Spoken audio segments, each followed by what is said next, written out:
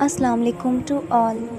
اللہ نے انسان کے غلبے کے لیے اس دنیا کے اندر، مسلمان کے غلبے کے لیے دنیا کے اندر، اس کی جیت، اس کی کامیابی، اس کی خوشحالی، اس کے سکون اور راحت کے لیے سورہ عمران میں زبردست قانون نازل فرمایا۔ اللہ تعالیٰ فرماتے ہیں، نہ دہن کرو اور نہ ہی غم کرو، تم ہی غالب ہوگے اگر تم ایمان کے دعوے میں سچے ہو۔ ایمان دہن کو دور کرنے اور حزن کو دور کرنے کا نام ہے۔ دہن سے مراد علماء اکرام فرماتے ہیں جسمانی بیماری ہے، اور آپ صلی اللہ علیہ وآلہ وسلم نے اس کی جو تفسیر کی وہ ہے کہ دنیا کے باطل محبت میں ڈوب جانا، اس کی عیش و عزت میں پڑ جانا، خواہشات اور شہوت کا مدہوش ہو جانا، اور موت سے غافل ہو جانا، اور موت کو مکر سمجھنا، اس سے نفرت کرنا، اور جو انسان کو اس کے رب سے ملائے گی،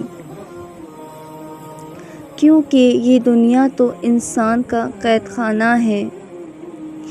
جب انسان دنیا کی محبت میں ڈوب جائے گا تو وہ اس کی محبت کر بیٹھے گا اور اس کے اندر محنت نہیں کرے گا۔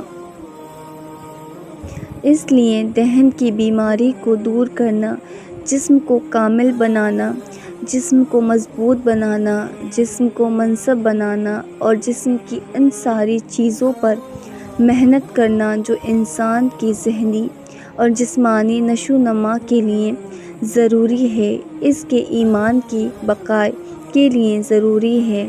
دوسری بیماری جو اللہ نے اس آیت میں ذکر کی وہ حزن ہے، جس کا تعلق انسان کی قلبی کیفیت کے ساتھ ہے کہ اگر انسان کے دل میں دنیا کا غم اور اس سے جڑا ہوا خوف، جو اللہ تعالیٰ قرآن کے پیشور آیات فرماتے ہیں،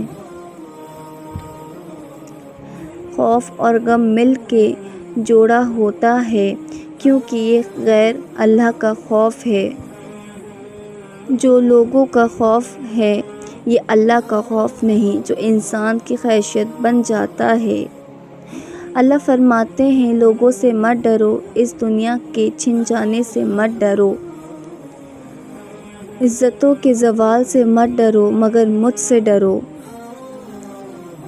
جو اللہ سے ڈرتا ہے اللہ اسے دنیا کے اندر سکون، کامیابی اور غلبہ دیتا ہے۔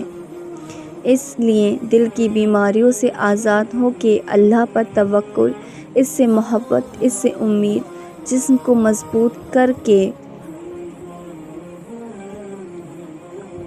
دونوں کے مجموعہ کے ساتھ ایمان کو کامل کرنے پر ہی اللہ فرماتے ہیں، تمہارا ہی غلبہ ہے، تم ہی غالب ہو گئے، تم ہی کامیاب ہو گئے۔